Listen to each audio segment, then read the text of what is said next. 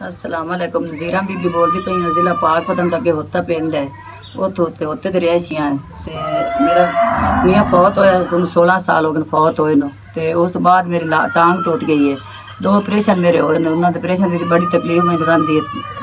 पैसे ला रहा तो नहीं गुजाइश गरीबनी है। मियाँ फौत होया, बेटे बेटियां नहीं कोई पुछदा, तो घर बाहर वाला हर कोई ते सर नहीं बात जोगी भी नहीं है जावन जोगी भी मैं बात है जाते होल मैं कली जनी ते हुण इन्ने नहीं मैं तो इलाज करा लूँ। तकलीफ इतनी मराड़ बड़ी तकलीफ राड़ पेच जड़न बड़ी तकलीफ है।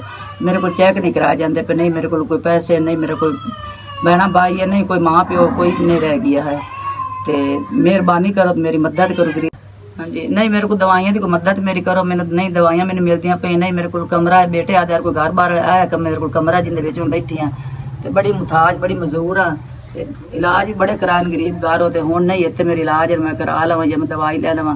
अगो महंगाई बड़ी है, गड्डी तो जा सिवा मैं जा भी नहीं सकनी है। गड्डी होवे तो मैं जानी है, ना होवे अगो तेल मांगे तेल मैं गड्डी अगर कोई देंदा कोई ऐसी मेरी मदद करो। मैं गरीबनी हाँ, मेरा जो इलाज हो जाए, मैं चेक कराई रखा हर महीने बाद मैं बस पई हाँ, कोई नहीं मेरा वारिस बनता। तो 5000 रुपये में तेरे पहुँचाया, बहुत बहुत शुक्रिया। मैं आधा इसका इलाज करा सा, इस तो अगे तुहाडी बड़ी मेहरबानी हो। मैं आधा राड़ निकालना, मेरे को नहीं गुंजाइश नहीं मेरे पहुँच है, मेरे वास्ते तुम मेहरबानी कर चुका है। लाहौर भी मैं ऑपरेशन कराया, उत्थे मेरी नहीं पहुँच गुंजाइश, गाड़ी दी भी नहीं जावन दी पानी खाली। तो मेरी मेहरबानी करो, अल्लाह पाक तुहानू तंदुरुस्ती देसी, अल्लाह तुहानू सुकून देसी।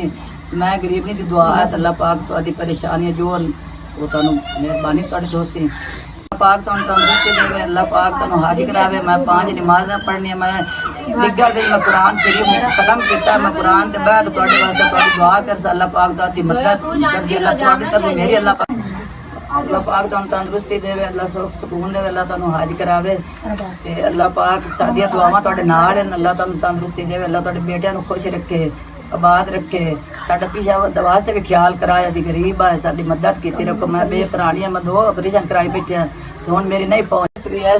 तुहाडा शुक्रिया, तुसीं लाहौर चल के पाक पतन शरीफ साडी मदद कीती ने। अल्लाह पाक तुहानू हिम्मत दे ताकत दे, किसी होर गरीब दी मदद करो। अल्लाह पाक साडे वास्ते भी तुहानू हिम्मत ताकत पिछा